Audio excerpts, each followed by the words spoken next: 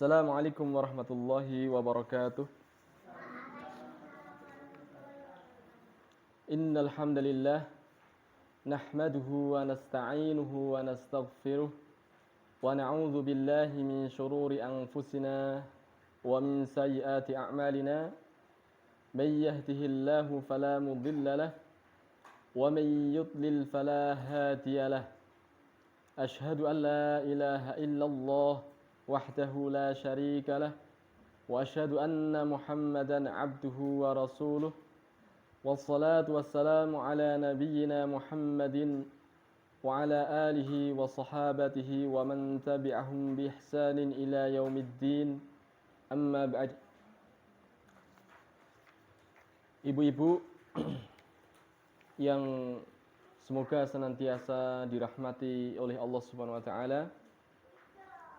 Sebelumnya kita bersyukur kepada Allah Subhanahu wa taala di pagi hari ini Allah Subhanahu wa taala memberikan kita kesempatan untuk bermajelis di salah satu rumah-rumah Allah. Semoga berkumpulnya kita bagian dari ibadah yang nantinya akan memperberat timbangan amal kita dari kiamat. Yang tidak lain tujuan kita berkumpul adalah dalam rangka mempelajari ilmu agama. Sebagaimana sudah ma'ruf ya, sudah kita ketahui semua, di mana menuntut ilmu merupakan seutama-utama amal. Menuntut ilmu agama merupakan seutama amal setelah melakukan kewajiban-kewajiban. Setelah sholat fardu 5 waktu, ya, setelah puasa Ramadan, setelah menunaikan ibadah-ibadah fardu, maka ibadah yang paling utama adalah menuntut ilmu. Terlalu banyak perintah dari Al-Quran ataupun hadis-hadis Nabi SAW kepada kaum muslimin secara khusus agar mereka mempelajari agama. Di antara Nabi SAW bersabda, "Talabul ilmi fariidatun ala kulli muslimin," ya. Hadis yang dikeluarkan oleh Ibnu Hibban, disahihkan oleh Al-Imam Al-Muhaddis Al-Albani, bahwasanya menuntut ilmu hukumnya adalah fardu, ya. Fardu itu wajib atas setiap muslim. Ya. Maksud ke dalam hadis ini adalah laki-laki dan perempuan. Ya. Kemudian juga di antaranya Rasulullah SAW selain menjelaskan tentang hukum menuntut ilmu itu wajib, beliau juga memberikan targhib, ya. Targhib niku motivasi, dorongan, ya, dari Nabi SAW agar kita berlomba-lomba untuk belajar agama. Insyaallah ma'ruf ya. Nabi SAW bersabda di antaranya, "Man salaka tariqan yaltamisu fihi ilman, sahalallahu lahu bihi tariqan ilal jannah." Barang siapa yang dia menempuh jalan, keluar dari rumah dia berjalan, ya, menuju tempat yang diajarkan di dalamnya ilmu agama, maka Allah akan memudahkan baginya jalan menuju surga. Ya. Jadi dari hadis ini Rasulullah SAW memotivasi kita semua, ya, agar kita rajin dan semangat untuk belajar agama. Sebenarnya jalan menuju surga itu sangat banyak ya, sebagaimana disebutkan Al-Quran dan hadis Nabi SAW. Tapi jalan yang terdekat, jalan yang paling memudahkan kita agar masuk surga adalah dengan menuntut ilmu. Di antara alasannya, ya, para ulama menguraikan, karena ketika kita belajar agama, kemudian kita mengerti tentang Allah Subhanahu wa taala, ya. Kita belajar tentang nama dan sifat Allah misalkan, kita mempelajari tentang kewajiban mentauhidkan Allah dari sisi rububiyah, bahwasanya Allah adalah satu-satunya zat yang mencipta, memelihara, memberikan rizki, yang mendatangkan manfaat, menolak madarat, sehingga menuntut kita untuk hanya bergantung kepada Allah, menuntut kita hanya untuk beribadah kepada Allah. menuntut kita untuk tunduk kepada syariatnya, ya, sehingga kita jauh dari perkara yang paling Allah Ta'ala benci, dosa yang paling besar, paling diharamkan, yaitu syirik. Ya. Maka ini, dengan kita belajar ini, kita setidak-tidaknya sudah mendapatkan jaminan, ya, yang nantinya pasti kita akan masuk surga. Ya. Ketika kita belajar tauhid, maka dengan sebab kita belajar tauhid, buahnya adalah kita beramal dan kita terjauh dari syirik. Ini adalah salah satu sebab terbesar di mana orang akan selamat dari api neraka. Ya. Allah Ta'ala berfirman, alladzina amanu walam yalbisu imanahum bizulmin ulaika lahumul amnu wa hum muhtadun. Orang-orang mukmin yang mereka tidak mencampur imannya dengan kezaliman. Ya, yang dimaksud zalim di sini kata Rasulullah SAW adalah kesyirikan. Ya, karena syirik adalah kezaliman yang paling zalim, menyekutukan Allah, berdoa kepada selain Allah, takut kepada selain Allah. Maksudnya takut yang berhubungan dengan ibadah, ya, bukan takut secara tabiat. Tidak masuk ke dalamnya takut dengan hewan buas, ya. Kalau itu tabiat manusia. Tetapi takut dengan sesuatu yang tidak bisa mendatangkan manfaat madarat, nah ini masuk ke dalam menyekutukan Allah Ta'ala. Takut dengan batu, takut dengan keris, takut dengan pohon, takut dengan orang mati, kuburan, ya.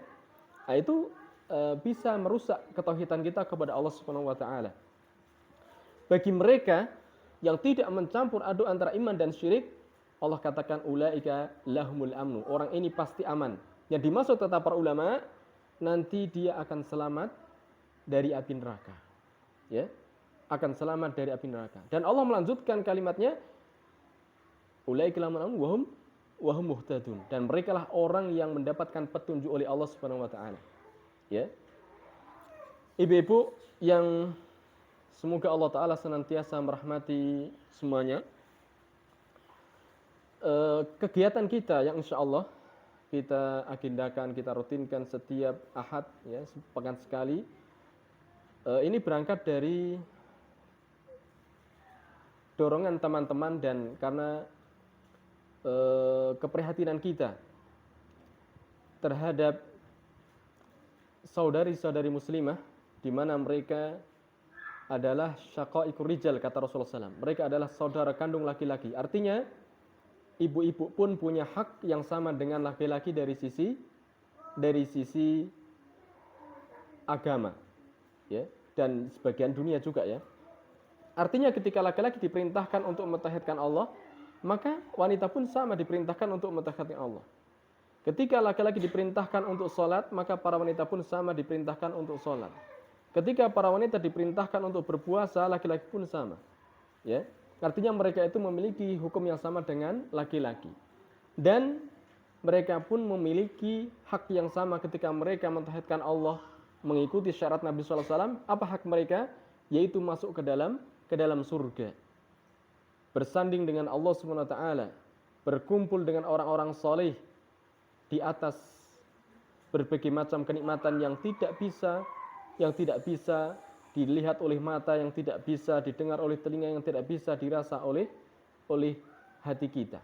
Hati kita membayangkan seperti apapun nikmat surga tidak akan mungkin sampai ke sana. Sebagaimana disebutkan dalam riwayat, mala ainun ra'at wala uzunun sami'at wala khatar ala qalbi bashar. Nikmatnya surga, indahnya surga tidak bisa disifati, ya, tidak bisa dibayangkan seperti apa, ya. Saking indahnya. Nah, maka para wanita pun berhak untuk mendapatkan nikmat ini, ya. Bukan cuma sekedar masuk ke dalam surga, tetapi kekal di dalamnya. Setelah orang masuk surga, dia tidak ingin berpindah dari surga, dan Allah Ta'ala kekalkan mereka. Nah, oleh karena itulah jalan menuju surga itu ada sebabnya. Ya, di antara sebabnya adalah beriman kepada Allah SWT. Di antara sebabnya adalah kita beramal soleh. Apa itu beramal soleh? Beramal soleh adalah beramal sesuai dengan apa yang Allah Ta'ala perintahkan, apa yang Allah Ta'ala cintai, apa yang Allah Ta'ala ridhoi. Ya. Nah, sebab apa kita bisa mengetahui ini Allah Ta'ala ridho, ini Allah Ta'ala suka, ini Allah Ta'ala yang diinginkan? Maka tidak lain dengan cara kita mempelajari firman-firmannya, mempelajari sunnah Nabi Shallallahu Alaihi Wasallam. Karena Rasulullah SAW diperintahkan untuk menjelaskan syariat agama kepada kita semua. Ibu-ibu yang dirahmati oleh Allah SWT, kita sadari bahwasanya semua manusia mereka cenderung ingin mendapatkan kebahagiaan. Semuanya, baik orang mukmin ataupun orang kafir. Ya. Dan mereka sangat ingin selamat, terjauhkan dari api neraka. Akan tetapi Allah Ta'ala telah bersumpah bahwasanya Allah akan memenuhi surga dengan manusia dan jin. Begitu pula Allah Ta'ala bersumpah akan memenuhi neraka dengan manusia dan jin. Ya. Oleh karena itu Allah Ta'ala berfirman dalam Al-Quran, Allazi khalaqal mauta wal hayata liyabluwakum ayyukum ahsanu amala. Allah Ta'ala menciptakan kehidupan dan kematian untuk menguji kalian. Siapa di antara kalian itu yang paling baik amalnya? Ya. Para ulama menyebutkan tafsir dari yang paling baik amalnya. Ya. Allah tidak menyebutkan yang paling banyak amalnya, tapi yang paling baik. Maksudnya adalah akhlasuhu aswabuhu, yang amalnya ikhlas karena Allah dan amalnya itu benar. Artinya benar, amalnya itu sesuai dengan perintah Allah Ta'ala. Tidak hanya beramal, ternyata Allah tidak perintahkan, Allah tidak inginkan, Rasulullah SAW tidak pernah contohkan, tidak ajarkan. Maka orang seperti ini akan merugi di akhirat. Ya, merugi di akhirat. Allah Ta'ala berfirman, Hal ataka hadithul ghasyiyah wujuhu yawma idzin khasyiyah amilatun nasibah tasla naron hamiyah. Ya. Allah menyebutkan ada manusia-manusia, bukan cuma ada, banyak sekali yang mereka beramal dengan susah payah, letih-letih beramal. Ternyata amalnya tidak membuat dia masuk surga, malah justru menjerumuskannya ke dalam neraka. Ya. Dan ini banyak sekali. Oleh karena itulah disebutkan dalam tafsir Ibnu Katsir ya, tentang ayat ini, bahwasanya Umar Ibn Khattab waktu itu melihat ada seorang pendeta yang sudah berusia sepuh, ya, sudah beruban. Umar bin Khattab menangis melihatnya. Kemudian ditanyakan kepada Umar radhiyallahu taala anhu, wahai Amirul Mukminin, kenapa Anda menangis? Beliau mengatakan, aku melihat dia telah berletih-letih beramal, ya, sampai di usia yang beruban. Tetapi nanti dia akan masuk neraka. Amilatun nasibah, kata Umar bin Khattab, tasla naron hamiyah. Beramal letih ternyata akan membuat dia masuk ke dalam neraka. Ya. Nah, maka kalau kita mau renungkan, semua manusia sebenarnya ingin mereka masuk surga. Lihat bagaimana si pendeta tua ini, dia beramal pengen masuk neraka atau masuk surga? Pengen masuk surga. Tapi ternyata, apakah amalnya akan menyeret ke surga? Ternyata tidak. Ya. Ternyata tidak. Karena ada sebab dan ada cara yang harus ditempuh dengan benar. Oleh karena itulah Ibnu Mas'ud radhiyallahu ta'ala anhu, ya, ketika di Baghdad waktu itu, di masjid ada orang berkumpul, dipimpin oleh satu imam, ya, bertasbihlah 100 kali. Kemudian mereka menghitung dengan batu, tasbih 100 kali. Bertahmidnya 100 kali. Ikutin. Ya, melakukan ritual-ritual yang niatnya baik. Tujuannya apa? Untuk mendekatkan diri kepada Allah. Dengan cara berzikir berjamaah, berkumpul. Kemudian lewatlah sahabat Abu Musa al-Asy'ari radhiyallahu ta'ala anhu, melihat perbuatan mereka ini ingkar, ya. Kok mereka melakukan amalan-amalan yang tidak pernah dilihat di zaman Nabi, tidak pernah dicontohkan Nabi, tidak pula para sahabat yang lainnya. Akhirnya dia menemui sahabat Abdullah bin Mas'ud radhiyallahu ta'ala anhu, di mana beliau adalah faqihus sahabah, ulamanya sahabat. Bergegaslah Abdullah bin Mas'ud mengingkari perbuatan mereka. Apa kata beliau? Alangkah cepatnya kalian menuju kerusakan. Lihat bagaimana sahabat mengingkari perbuatan mereka. Padahal mereka beramal. Apa kata mereka? Tidak lain kami ini melakukan hal ini dalam rangka mendekatkan diri kepada Allah. Lihat, tujuan mereka baik, ingin mendekatkan diri kepada Allah Subhanahu wa taala. Kami bertasbih, kami bertahlil, ya, bertahmid dan seterusnya. Apa kata Abdullah bin Mas'ud? Dia mengatakan, "Rubba muriti khairin lam yusibah." Berapa banyak orang yang menginginkan kebaikan, niatnya baik, tapi dia tidak akan mendapatkan pahala kebaikannya. Kenapa? Karena caranya yang tidak benar. Ya. Ibu-ibu yang dirahmati oleh Allah Subhanahu wa taala, oleh karena itu dalam hadis qudsi, ya, Rasulullah SAW menukil firman Allah Ta'ala, karena hadis qudsi itu hadis yang Rasulullah SAW meriwayatkan dari Allah SWT. Disebutkan dalam hadis itu, Allah Ta'ala mengatakan, "Wahai anak Adam, kullukum dhalun." Semua kalian itu sesat. Semua manusia itu sesat. Illa man hadaituhu, kecuali orang yang aku berikan dia petunjuk. Bagaimana ibu-ibu di situ? Semua manusia sesat kecuali Allah Ta'ala berikan petunjuk. Kemudian Allah Ta'ala berfirman, "Fastahduni ahdikum." Oleh karena itu, hendaklah kalian memohon petunjuk kepadaku saja, kepada Allah saja. Maka aku akan berikan kalian petunjuk. Ya, Allah telah menurunkan wahyunya kepada para nabi dan rasul. Dan Rasulullah SAW telah menjelaskan seluruh apa yang Allah Ta'ala inginkan kepada kita. Ya, Rasulullah mengatakan, "Ma baqiya syai'un yuqarribu ilal jannah wa yubaidu minan nar illa wa qad buyyina lakum." Tidaklah tersisa sesuatu apapun yang mendekatkan ke surga dan menjauhkan dari neraka kecuali semuanya telah dijelaskan oleh Nabi sallallahu alaihi wasallam. Karena Rasulullah SAW diperintahkan untuk menyampaikan risalah kepada umat manusia. Ya. Ya. Jadi ternyata kalau kita lihat, manusia itu semuanya sesat kecuali oleh Allah yang berikan petunjuk. Kecuali orang yang Allah Ta'ala berikan petunjuk. Maka tidak ada jalan lain kecuali kita memohon petunjuk kepada Allah SWT dan mempelajari wahyu yang Allah turunkan kepada Nabi kita Muhammad SAW.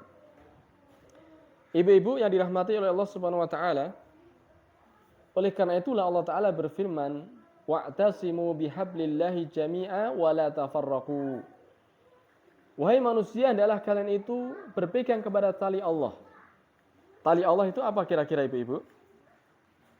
Allah Ta'ala perintahkan kita untuk berpegang kepada tali Allah. Apa kira-kira tali Allah? Kenapa? Tali Allah yang dimaksud kata para ulama adalah wahyu. Wahyu.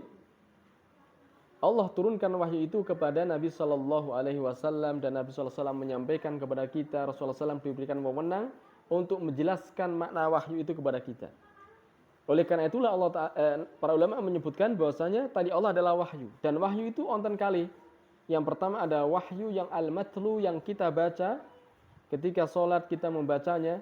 Allah Ta'ala berfirman, "Faqra'u ma tayassara minal Qur'an." Bacalah yang mudah bagimu dari Al-Qur'an. Ya, kata para ulama ini maksudnya adalah perintah untuk membaca ketika sholat.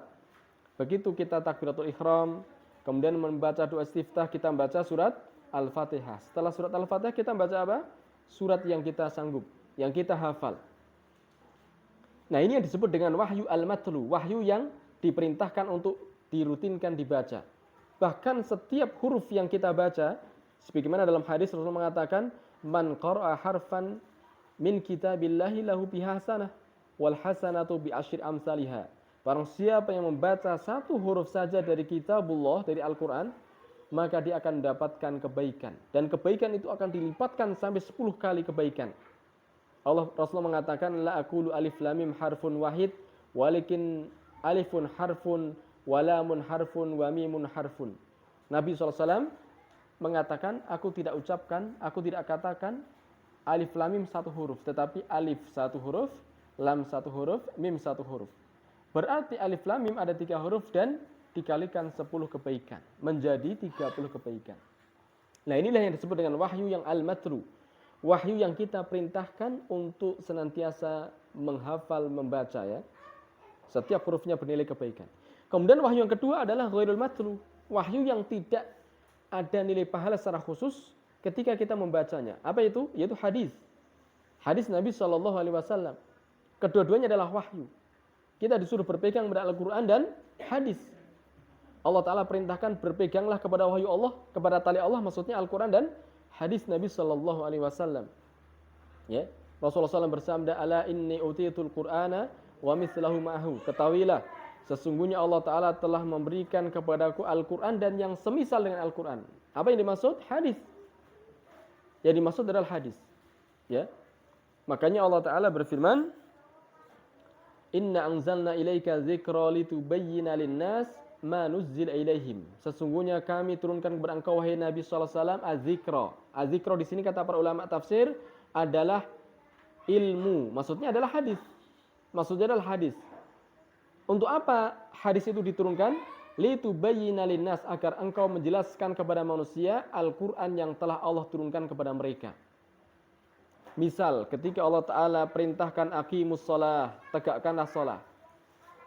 Inna salata kanat alal mu'minina kitaban mawqutan. Sesungguhnya salat itu telah ditentukan waktunya oleh Allah Ta'ala, diwajibkan atas orang-orang mukmin. Apakah kita dapati di Al-Quran tata cara salat dan perincian waktunya? Ternyata tidak. Dari mana kita tahu tata caranya dan perinciannya? Kita tahu dari sunnah atau hadis Nabi Shallallahu Alaihi Wasallam. Allah Ta'ala memerintahkan kita untuk berpegang kepada tali Allah Ta'ala, Al-Quran dan hadis. Tentu dengan pemahaman yang benar, yaitu pemahamannya para sahabat yang langsung mereka menyaksikan turunnya Al-Quran, yang langsung mereka mengambil Al-Quran dan hadis dari Nabi Shallallahu Alaihi Wasallam. Mereka mengamalkan agama, Allah Ta'ala turunkan Al-Quran. Ketika ada kesalahan, Allah Ta'ala tegur mereka. Ketika ada kesalahan, Rasulullah SAW arahkan mereka. Ya, maka pemahaman sahabat itu adalah menjadi tolak ukur kebenaran. Sampai Allah Ta'ala berfirman, "Fa'in amanu bimithli ma amantum bihi faqad ihtadaw." Kalau seandainya manusia beriman kepada Allah sebagaimana imannya para sahabat, nah, barulah mereka itu di atas jalan yang lurus, mendapatkan petunjuk yang benar. Oleh karena itulah kemudian para ulama mengatakan bahwasanya keimanan para sahabat atau cara beragama mereka itu menjadi mizan. Mizan itu tolak ukur. Ya, kalau kita melihat ada orang berbicara tentang agama A, kita tanya apakah ucapan itu sudah pernah dikatakan oleh para sahabat? Ketika ada orang berkeyakinan B, apakah keyakinan itu sudah dilakukan oleh para sahabat? Ketika ada orang melakukan amalan A, B, C, dan seterusnya, apakah para sahabat melakukannya? Kalau iya, alhamdulillah, berarti itu amalan yang benar. Tapi kalau tidak, berarti itu tidak benar. Ya, karena perbuatan sahabat, karena akidah mereka dan ucapan mereka menjadi timbangan.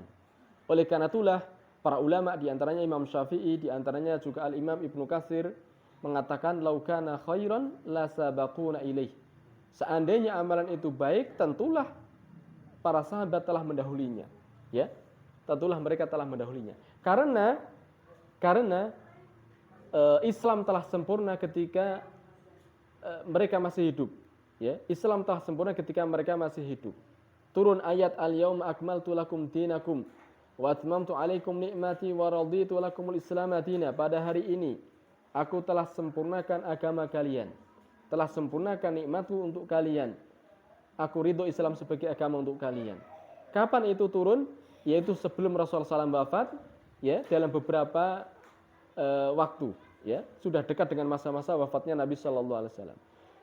Menunjukkan bahwasanya para sahabat mereka sudah tahu persis bahwasanya Islam itu sudah selesai, sudah sempurna. Oleh karena itulah ketika Rasulullah SAW menjelang wafat, beliau bersabda di hadapan para sahabat, taraktu fikum ala mislil bayda lailuha kana hariha la yazighu anha ila halik. Aku tinggalkan kalian para sahabat, kata Nabi SAW, di atas putih bersih. Artinya para sahabat itu di atas iman yang Islam yang benar, Islam yang tidak ada sedikit kesalahannya, tidak ada sedikit noda hitamnya. Sampai Rasulullah mengibaratkan malamnya bagikan siangnya, karena saking jelasnya agama para sahabat. Ya, ibu-ibu yang dirahmati oleh Allah Subhanahu Wa Taala, Islam yang kita anugerahi, yang kita dianugerahi oleh Allah SWT merupakan nikmat terbesar. Ya, nikmat terbesar. Walaupun terkadang kebanyakan manusia itu menilai nikmat itu biasanya hanya diukur dengan materi saja. Alhamdulillah saya hari ini ya dapat gajian sekian. Biasanya orang seperti itu ya. Padahal nikmat terbesar adalah iman. Dan itu tidak ada bandingannya, Akan tetapi sudah kita maklumi bahwasanya nikmat Allah terlalu banyak. Begitu kita bangun tidur, kita bisa melihat, ya, kita bisa berbicara, kita bisa berjalan, bergerak. Ini nikmat yang sangat luar biasa. Ya, nikmat yang sangat luar biasa. Dan Allah Ta'ala telah memerintahkan kita untuk mensyukuri nikmat-nikmat Allah.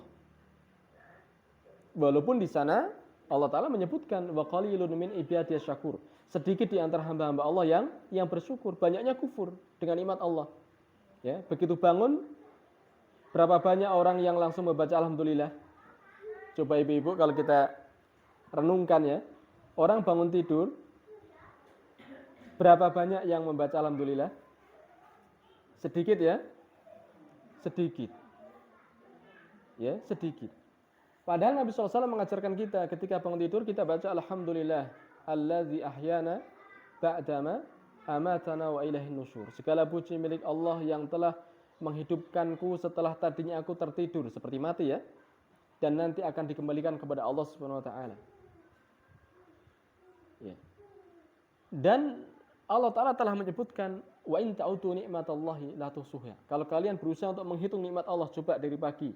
Tadi saya bisa melihat, tadi saya sarapan ini, tadi saya begini. Bisa kita menghitung nikmat Allah? Tidak bisa. Tapi bersamaan dengan itu, Allah Ta'ala tetap memerintahkan kita untuk menyebut-nyebut pemberian Allah. Wa amma bi ni'mati rabbika fahaddits. Sebut-sebut pemberian Allah. Alhamdulillah, tadi saya begini, semua nikmat Allah sebutkan. Ya, Allah perintahkan kita untuk mengingatnya dan menyebutnya.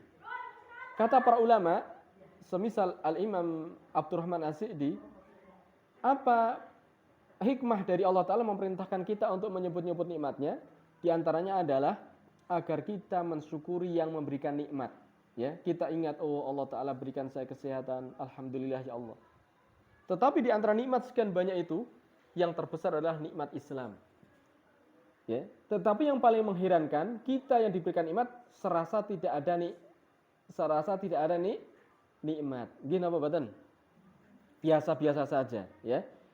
Padahal nanti akan datang suatu hari di Al-Qur'an disebutkan ketika orang kafir sudah dimasukkan ke dalam neraka, ternyata melihat ada orang Islam, ada yang masuk neraka. Ternyata ada orang Islam yang masuk neraka, nggih. Akan tetapi berbeda orang Islam dan orang kafir. Kalau orang Islam tidak kekal di neraka. Tapi jangan pengen masuk neraka, nggih. Karena neraka itu siksaan yang paling dahsyat. Ya. Insya Allah kita akan bahas apa sebab orang akan masuk surga tanpa masuk neraka. Insya Allah kita akan bahas. Ya. Walaupun dia berdosa, karena tidak ada manusia yang tidak berdosa. Karena tidak ada manusia yang tidak bersalah. Ya. Tapi ada sebab-sebab Allah Ta'ala menghapuskan dosanya. Nanti insya Allah kita akan bahas pada suatu saat, ya, pertemuan yang akan datang mungkin. Yaitu mereka yang beragama sebagaimana agamanya Nabi dan para sahabat. Walaupun mereka punya kesalahan, Allah Ta'ala hapuskan kesalahan mereka. Karena amal-amal yang soleh itulah yang kemudian akan menghapuskan kesalahan mereka. Allah Ta'ala berfirman, Innallaha la yaghfiru ayyushraka bihi wa yaghfiru ma duna dzalika liman yasha. Sesungguhnya Allah Ta'ala tidak mengampuni dosa syirik. Ketika orang menyekutukan Allah, Allah tidak ampuni sampai dia mau bertobat. Kalau dia tidak tobat, Allah tidak akan ampuni. Kalau dia membawa syirik besar sampai matinya, maka dia akan kekal di neraka. Ya. Adapun dosa selain syirik, ya, biasa manusia kadang terjatuh dalam kesalahan ini, kesalahan itu dan seterusnya, maka masih ada kesempatan besar diampuni oleh Allah SWT. Terlebih lagi ketika dia menjalankan perintah-perintah Allah. Ya, bukankah dalam hadis Rasulullah SAW telah menjelaskan kepada kita, ternyata sholat 5 waktu bagaikan apa? Bagaikan sungai di depan rumah. Nate mireng nggih? Sholat 5 waktu itu kata Rasulullah SAW ibarat sungai di depan rumah. Bagaimana kalau seandainya orang setiap hari mandi 5 kali?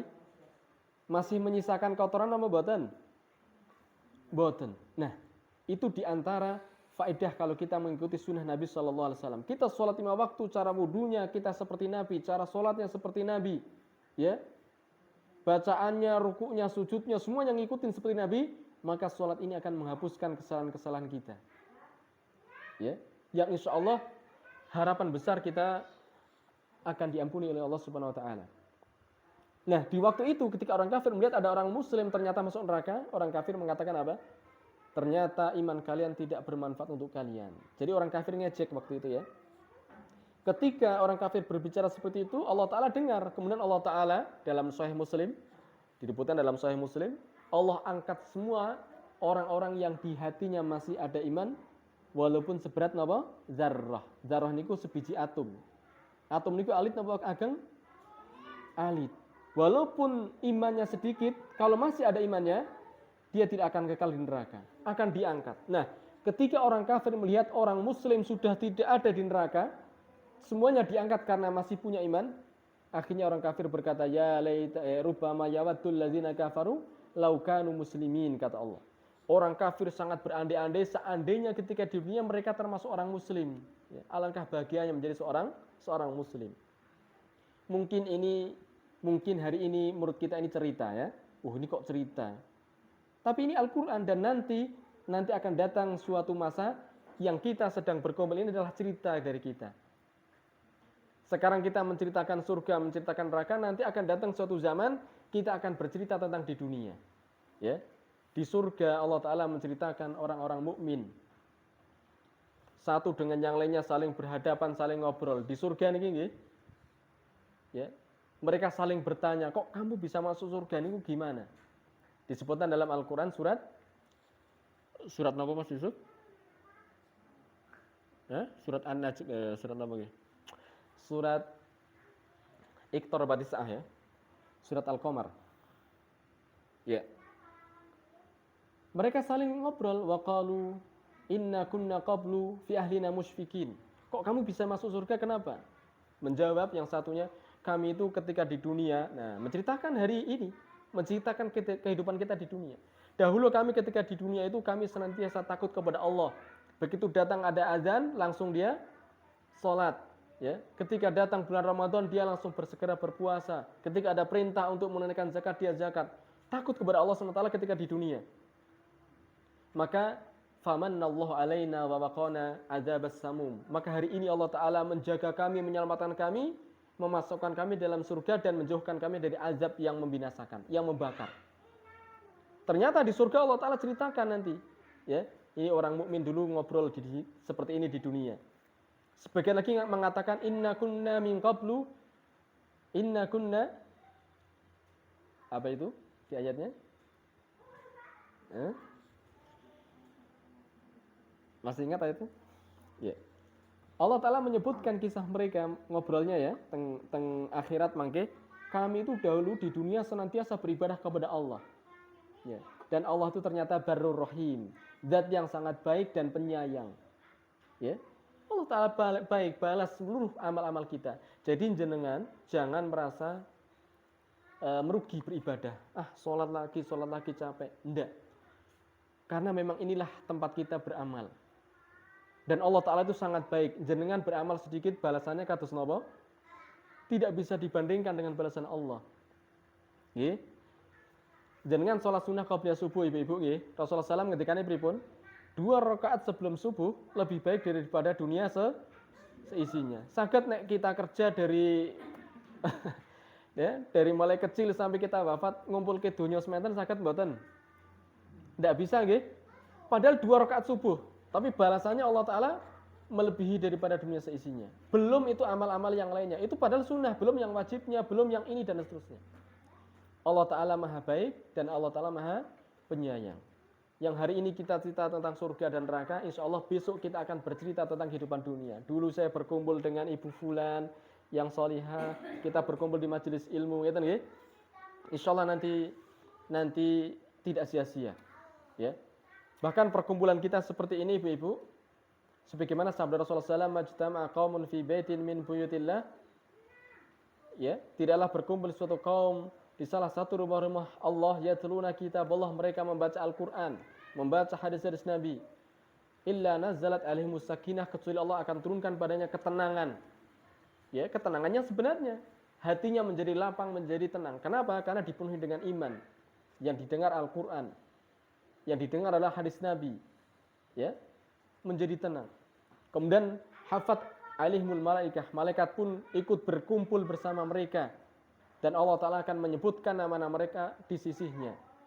Ya, si ibu fulan, dia datang di majelis ilmu, dia mendengarkan firmanku, dia mendengarkan sabda-sabda nabiku. Disebutkan nama-nama yang baik di sisi para malaikat.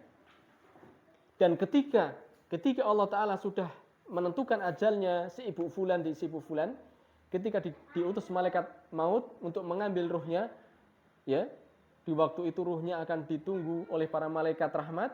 Kemudian para malaikat rahmat naik ke langit 1, 2, 3 menghadap Allah Ta'ala dengan membawa ruhnya. Setiap di pintu langit akan dipuji-puji oleh para malaikat dengan nama yang paling baik. Ya, mungkin ibu-ibu tidak terlalu terkenal di dunia, tapi ketika ibu-ibu ini mendatangi majelis ilmu akan disebutkan namanya oleh Allah Ta'ala di sisi para malaikat. Para malaikat kenal, oh ini ibu si fulan, ibu fulan, wanita solehah dan seterusnya. Namanya menghadap Allah Ta'ala dengan nama yang indah, dengan nama yang harum. Ya, ini diantara sedikit faedah kita bermajelis di majelis ilmu. Ibu-ibu yang dirahmati oleh Allah Subhanahu wa Ta'ala, ya. Jadi sekelumit dari pembahasan kita tadi, ini menunjukkan bahwasanya alangkah besarnya anugerah Allah Ta'ala ketika Allah Ta'ala memberikan kita hidayah Islam. Apakah cukup di sini ibu-ibu? Cukup dereng? Dereng ya? Karena banyak orang Islam ternyata masih ada sebagian masuk neraka. Ya? Ada di antara mereka yang berletih-letih beramal, ternyata amalnya tidak sesuai yang Allah Ta'ala inginkan. Tidak sesuai dengan apa yang diajarkan Nabi SAW. Membuat dia masuk neraka apa masuk surga? Ternyata masuk neraka. Ya? Tapi tidak kekal insya Allah. Ya? Tapi kita jangan pengen masuk neraka. Ya? Nah, maka para ulama menyebutkan bahwasanya hidayah itu ada dua, Bu. Yang pertama adalah hidayah ilal Islam, hidayah Allah agar manusia masuk Islam, ini pertama ya. Kemudian hidayah yang kedua adalah fil Islam. Berapa banyak orang masuk Islam tapi belum mendapatkan hidayah dalam Islam. Dia belum merasa nikmat dengan Islamnya. Ya, tidak mensyukuri nikmat Islamnya. Bahkan ada sebagian di antara mereka yang Islamnya hanya KTP-nya saja. Ya. Yang akhirnya dia perlakuannya tidak seperti orang Islam. Dan ini banyak. Oleh karena itulah Syekhul Islam Ibnu Taimiyah rahimahullah ta'ala mengatakan al-Islamu mahjubun bil muslimin. Islam itu indah sebenarnya. Zaman para sahabat ketika menaklukkan suatu negeri, orang itu enggak usah didakwai, melihat akhlaknya para sahabat, melihat cara beragamanya, berbondong-bondong masuk Islam. Hari ini orang Islam banyak, ternyata orang kafir semakin benci dengan Islam, kenapa semakin cinta? Semakin benci. Karena ternyata apa? Orang Islam yang membuat kotornya Islam. Orang Islam yang membuat kotornya Islam. Dulu kalau nanti ketemu kali tiang Nasrani, agama di luar Islam ya. Ketika berbicara tentang agama orang Nasrani ini, melihat apa yang kita yakini kebenarannya, ya, kita berbicara tentang akidah, berbicara tentang ibadah, berbicara tentang Islam yang sebagaimana Rasulullah SAW ajarkan, orang Kristen ini bingung dan kaget. Loh, setahu saya Islam nggak seperti kamu ini. Ya, karena dia melihat Islam dari kebanyakan orang Islam yang ada. Dan mayoritas orang Islam itu terkadang tidak ngerti Islam. Coba ibu-ibu, misalkan ada orang tanya kalian jenengan, nggih. Ibu, jenengan kenapa kok beragama Islam? Nopo keranten bapake mbahe Islam terus jenengan Islam atau Islam warisan keturunan ngeten nggih istilahnya nggih. Nopo keranten jenengan memang ngerti Islam itu yang agama yang benar jenengan pilih Islam. Pripun jawabannya? Ya, keranten Islam benar nggih. Satu-satunya agama yang dicintai, agama yang diridhoi, agama yang benar nopo? Islam nggih. Nggih. Iya. Seharusnya seperti itu. Tapi apakah benar pengakuan kita bahwasanya saya memilih Islam karena Islam adalah agama yang benar? Ketika kita dituntut mana buktinya Islam itu agama yang benar? Saged mboten? Datangkan bukti-buktinya Islam itu agama yang benar. Ya, saged mboten? Dereng nggih. Nah, insya Allah makin pun belajar, kita nanti belajar bagaimana kita mengenal Islam yang lebih dekat lagi. Rencananya sakmangke kita akan mengkaji kitabnya para ulama nggih, dimulai dari kitab sing paling alit, insya Allah pertemuan yang akan datang, yaitu membahas tentang 3 prinsip dasar agama Islam. Yang nanti 3 perkara ini yang akan menjadi fitnah di dalam kubur. Akan menjadi pertanyaan malaikat di dalam kubur. Siapa Robmu? Siapa Tuhanmu? Ngeten nggih. Wama dinuka, dan apa agamamu, dan waman nabiuka, siapa nabimu. 3 perkara niki wajib kita ilmui. Boten cuman hafal, tapi ilmui. Keranten para ulama menyebutkan ibu-ibu, ya, ketika mereka mensyarah atau menjelaskan mana ayat wa yusabbitullahu allazina amanu bil qouli tsabiti fil hayati dunya fil akhirah. Allah akan meneguhkan keimanan orang-orang yang beriman ketika hidup di dunia dan ketika di akhirat. Yang dimaksud di akhirat itu adalah di alam kubur. Ketika datang 2 malaikat menanyakan siapa Robmu, apa agamamu, dan siapa nabimu, maka orang mukmin akan bisa menjawabnya. Tapi kata para ulama, sebagaimana dalam hadis, ada beberapa kondisi manusia dalam kubur. Pertama, orang mukmin yang dia bisa menjawab pertanyaan malaikat dengan mudah. Karena apa? Karena dia telah penuhi hatinya dengan iman. Dari mana hati itu muncul iman? Karena didasari ilmu. Ya, orang percaya keranten nggak ada ilmu nopo boten. Jenengan percaya nek Ka'bah niku teng Mekah? Percaya nggih? Keranten nggak ada nopo ilmu nggih? Karena saya tahu, saya ngerti, saya ada ilmunya bahwasanya Ka'bah itu di Mekah. Sebagaimana jenengan ngertos Allah Ta'ala adalah Tuhan semesta alam, keranten membaca Al-Qur'an. Ya. Nah, dengan sebab itulah orang mukmin kemudian bisa menjawab pertanyaan malaikat. Ketika ditanya siapa Rabbmu, dia jawab Allah. Ketika ditanya apa agamamu, dia jawab Islam. Kenapa dia bisa menjawab Islam? Karena dia paham Islam. Islam adalah agama yang mentauhidkan Allah. Al-Islam adalah al-istislamu lillahi bitauhid. Islam adalah berserah diri kepada Allah dengan cara hanya menyembah Allah. Wal inqiyatu lahu bitta'ah. Tunduk kepada Allah dengan cara mentaati Allah. Terus apa? Lafaz terus lanjutnya. Wa alla yu'bada Allahu illa bima syara', dan Allah tidak disembah kecuali dengan syariat yang Allah Ta'ala turunkan. Itu pengertian dari Islam. Sehingga ketika ditanya apa agamamu, dia bisa menjawab Islam. Ketika ditanya siapa nabimu, dia akan mengenal Nabi. Nah, nanti kita akan lihat ternyata mengenal Nabi SAW itu kata para ulama meliputi 5 perkara. Yang pertama, kita harus mengerti nasabnya, keturunannya bagaimana. Kemudian kita harus mengerti tempat kelahirannya, tan hijrahnya. Kemudian kita harus mengerti umurnya, berapa tahun hidup di dunia, masa berapa tahun dia mendapatkan wahyu, berapa tahun dia menjadi nabi dan rasul. Kemudian kita harus mengerti kapan dia menjadi nabi dan rasul. Kemudian kita harus mengerti apa yang beliau dakwahkan, apa yang beliau ajarkan kepada kita. Itu diantara cakupan mengimani kepada Nabi SAW. Maka ketika orang mukmin mempelajari hal ini, mengilmuinya, dan mantap di hatinya, itulah namanya buah dari ilmu adalah iman. Buah dari ilmu adalah iman. Maka dengan mudah dia akan menjawab pertanyaan malaikat. Nah, kemudian kondisi yang kedua, selain ada orang mukmin, ada orang kafir. Orang kafir ketika ditanya malaikat siapa Rabbmu, apa agamamu, siapa nabimu, bisa menjawab? Tidak bisa. Oleh karena itu Rasulullah SAW kemudian menyebutkan Allah memerintahkan malaikat untuk memukulnya dengan mirzabah, ya, dengan palu besi yang seandainya palu itu dipukulkan ke gunung akan hancur. Ini akibat dari orang yang kufur kepada Allah SWT. Kemudian ada juga kelompok ketiga, ibu-ibu.